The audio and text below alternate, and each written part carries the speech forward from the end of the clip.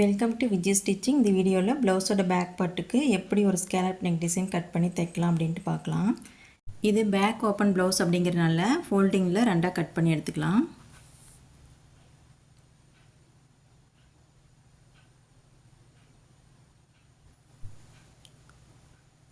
இப்போ பேக் பார்ட்டில் நம்ம எக்ஸ்ட்ரா ஹூக் பட்டி வைக்கிறதுக்கு ஒரு 1/4 இன்ச்சோ 1/2 இன்ச்சோ மார்க் பண்ணிவிட்டு அதுக்கப்புறம் தான் பாடி மெஷர்மெண்ட்டை மார்க் பண்ணோம்.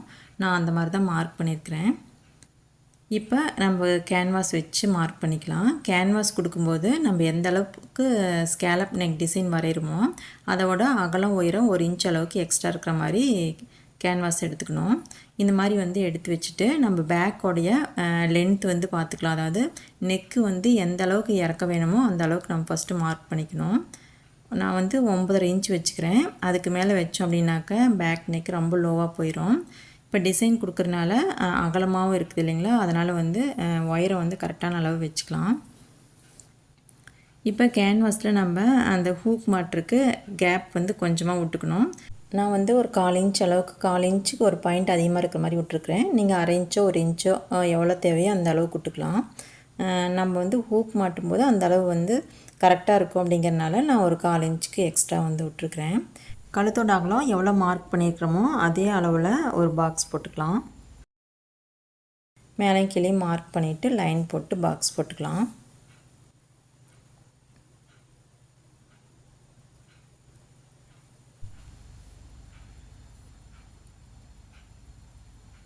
இந்த மாதிரி பாக்ஸ் போட்டதுக்கப்புறம் கார்னர்லேருந்து 1/2 இன்ச் இல்லைன்னா 1 இன்ச்சு இந்த மாதிரி உயரமாக மார்க் பண்ணிவிட்டு வெளிப்பக்கம் 3/4 இன்ச்சு இல்லைன்னா 1/2 இன்ச் இப்படி மார்க் பண்ணிக்கலாம்.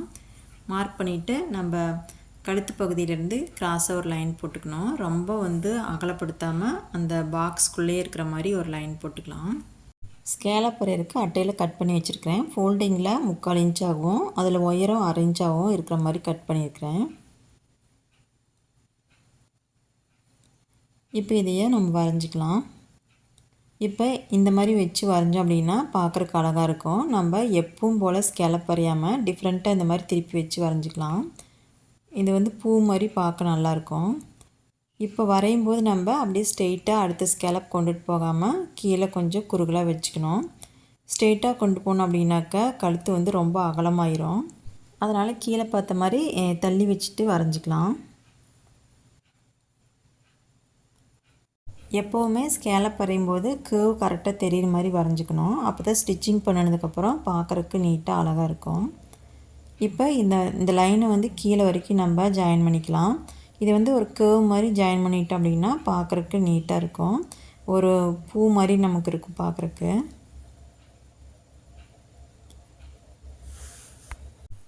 இதில் பாருங்கள், 3வது ஸ்கேலப்பில் கேர்வ் நல்லா தெரியல, அதனால் நல்லா வரைஞ்சி எடுத்துக்கிறேன்.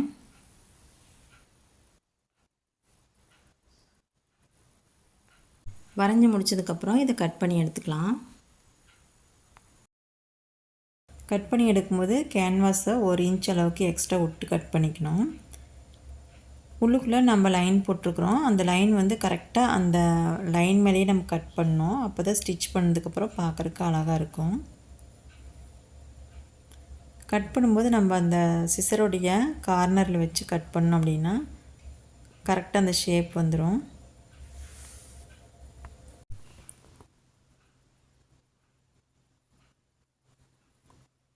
இந்த மாதிரி கட் பண்ணதுக்கப்புறம் 2 பீஸையும் நம்ம லெஃப்ட் ரைட்டுன்னு நம்ம வச்சு அயன் பண்ணி எடுத்துக்கணும்.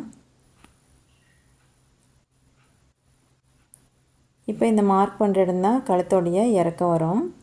அதுக்கு கீழே இந்த ஸ்கேலப் வர மாதிரி வச்சுக்கணும். கரெக்டாக வச்சுட்டு அதுக்கப்புறம் அயன் பண்ணி எடுத்துக்கலாம்.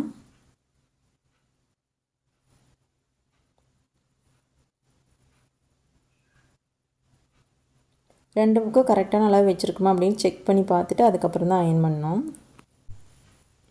இப்போ இதில் ஒரு சைடில் நெக்கு வரைஞ்சிருக்கிறேன். அதேமாதிரி இன்னொரு சைட்லேயும் நெக்கு வரைஞ்சிட்டேன் அப்படின்னாக்க மெயின் கிளாத் வச்சு அடித்து திருப்பும் போது ஈஸியாக இருக்கும்.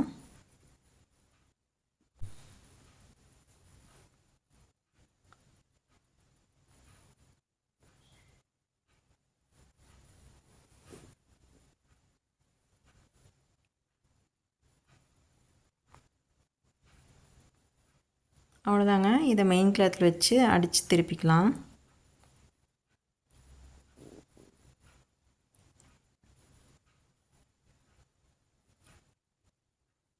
இப்போ மெயின் கிளாத்தில் நல்ல பக்கத்து மேலே நம்ம லைனிங் வச்சுக்கணும். இப்போ நம்ம டிசைன் இருந்தது அப்படின்னா அதை கரெக்டாக பார்த்து வச்சுக்கணும். இது வந்து கொடி கொடியாக மேலே பூ போகுது. அந்த கொடி வந்து கீழேருந்து மேலே போகிற மாதிரி நான் வச்சுருக்கேன். அப்போ தான் பார்க்குறக்கு அழகாக இருக்கும். இப்போ இது வந்து கரெக்டாக நம்ம அயன் பண்ணி எடுத்துட்டோமா அப்படின்னு செக் பண்ணி பார்த்துக்கணும். இப்போ இந்த இடத்துக்கு நம்ம அந்த நெக்கு வரைஞ்சிருக்கிறோம் இல்லைங்களா, அதுலேயே நம்ம வந்து ஸ்டிச்சிங் பண்ணி அடித்து திருப்பிக்கலாம். அடித்து திருப்பும் போது கிளாத் விலகி போகாமல் இருக்கிறதுக்கு குண்டூசி வந்து இந்த மாதிரி குத்திக்கிறேன். உங்களுக்கு தேவைப்பட்டது அப்படின்னாக்க நீங்களும் இந்த மாதிரி குத்திட்டு அதுக்கப்புறமா ஸ்டிச் பண்ணுங்கள். இப்போ இதை தச்சு எடுத்துக்கலாம்.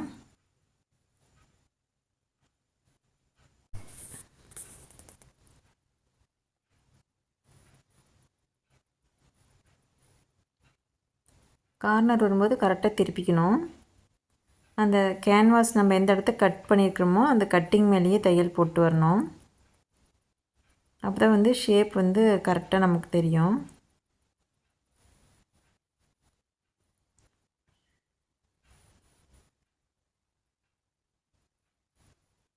அவ்வளோதாங்க, தைச்சி எடுத்துட்டோம்.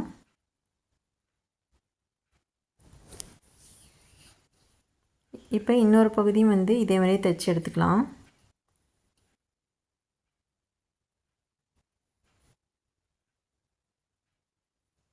பாருங்கள், கரெக்டாக தான் இருக்குது. நம்ம கரெக்டான அளவில் வச்சு தான் தைச்சிருக்கோம்.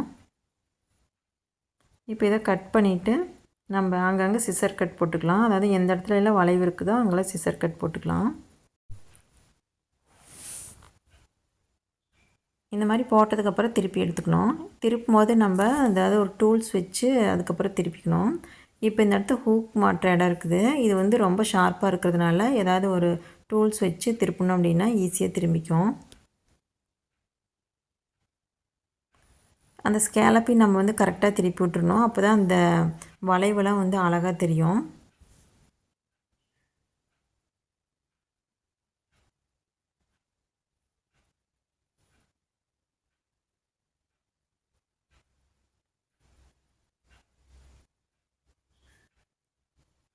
இந்த மாதிரி எடுத்து விட்டு ஒரு அயன் பண்ணிவிட்டு ஸ்டிச் பண்ணோம் அப்படின்னா பார்க்குறக்கு நீட்டாக இருக்கும்.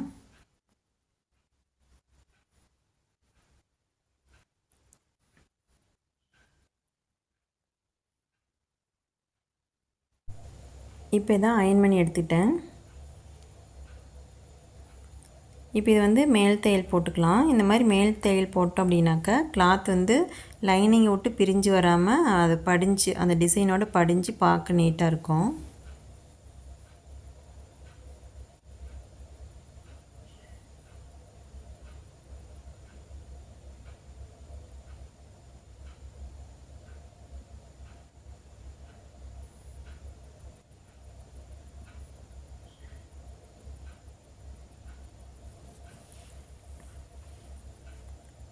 இந்த மாதிரி ஓரத்துலேயே தையல் போட்டு வரணும்.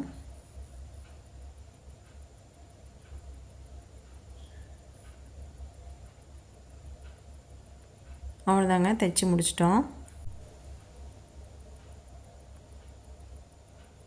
இப்போ இந்த பக்கம் திருப்பிட்டு ஸ்டிச்சிங் போட்டு எக்ஸ்ட்ரா இருக்கிற கிளாத்தை கட் பண்ணி எடுத்துக்கலாம்.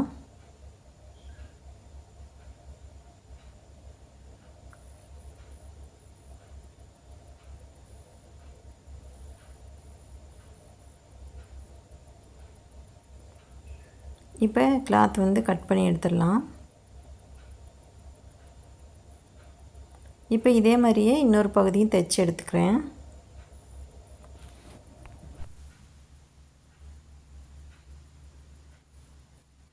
இப்போ பேக் பார்ட்டு ரெடி பண்ணிட்டோம். இப்போ பேக் பார்ட்டில் இந்த மாதிரி தான் இருக்கும் அமைப்பு.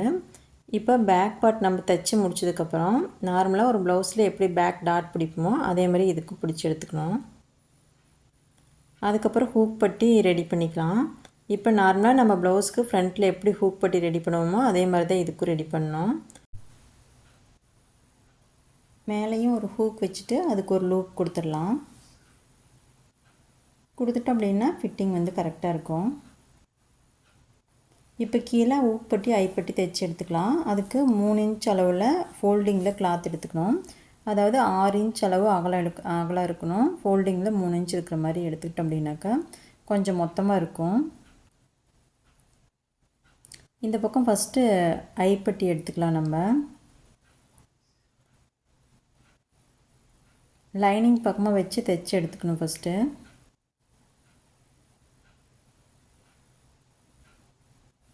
நம்ம எந்த அளவுக்கு தைக்கிறதுக்கு கேப் விட்ருக்குறோமோ அந்தளவுக்கு தைச்சோம்னாவே போதும். ஐப்பட்டி நல்லா அகலமாக இருக்கணும். இந்த மாதிரி அகலமாக இருந்தது அப்படின்னா ஹூக் மாட்டும் போது கேப் வந்து அதிகமாக வெளியே தெரியாமல் இருக்கும்.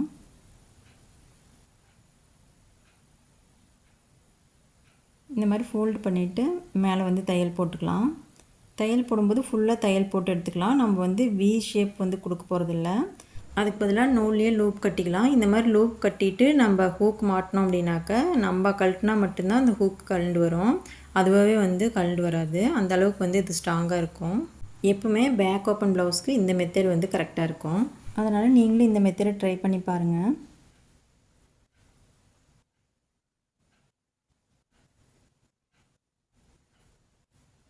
அவ்வளோதாங்க, ஐப்பட்டி தைச்சிட்டோம். இப்போ ஹூக் பட்டி தைச்சி எடுத்துக்கலாம். இப்போ தைக்கிறதுக்கு முன்னாடி நம்ம கரெக்டாக வச்சு பார்த்துக்கணும், கரெக்டாக இருக்கா அப்படின்ட்டு. கரெக்டாக தான் இருக்குது. இப்போ தைச்சி எடுத்துக்கலாம். இப்போ வந்து ஹூக் பட்டி தைக்கிறதுக்கு எவ்வளோ வேணாலும் நம்ம கிளாத் எடுத்துக்கலாம். ஃபஸ்ட்டு தைச்சி முடிச்சுட்டு அதுக்கப்புறம் ஃபோல்டு பண்ணும்போது நம்ம கரெக்ட் பண்ணிக்கலாம். ஃபோல்டிங்கில் தான் வச்சுருக்கேன் கிளாத்தை, அப்போ தான் கொஞ்சம் மொத்தமாக இருக்கும். இப்போ நம்ம இதில் வந்து 1 இன்ச் அளவுக்கு மடிச்சுட்டு மேலே வந்து படிமான தையல் போட்டுக்கலாம். இதை தைச்சி முடிச்சுட்டு திருப்பி பார்த்தோம் அப்படின்னா உள்பக்கம் எக்ஸஸாக கிளாத் இருக்கும், அதை கட் பண்ணி எடுத்துடலாம். இந்த மாதிரி கட் பண்ணி எடுத்ததுக்கப்புறம் கரெக்டாக நம்ம வந்து ஃபோல்டு பண்ணி தைச்சிக்கணும். இப்போ அதிகமாக கிளாத் இல்லாமல் கரெக்டாக வந்து கிளாத் வச்சிட்டோம் அப்படின்னா ஃபினிஷிங் நீட்டாக இருக்கும். பிசிறு வெளியே தெரியாமல் மடித்து தைச்சிக்கணும்.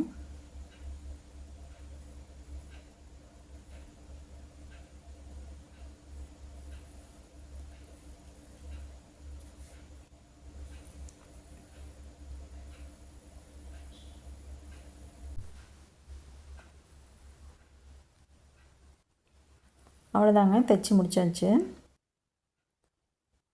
அவ்வளோதாங்க, இந்த மாதிரி தைச்சி முடிச்சதுக்கப்புறம் ஹூக் வச்சுட்டு ஐப்பட்டி வந்து தைச்சிக்கலாம். ஹூக் வைக்கும்போது 1 இன்ச்சு அளவுக்கு கேப் விட்டு ஹூக் வச்சுக்கணும். மேலேயும் அதே மாதிரி ஹூக் வச்சுட்டு லூப் வந்து சில்வரில் கொடுத்துக்கலாம்.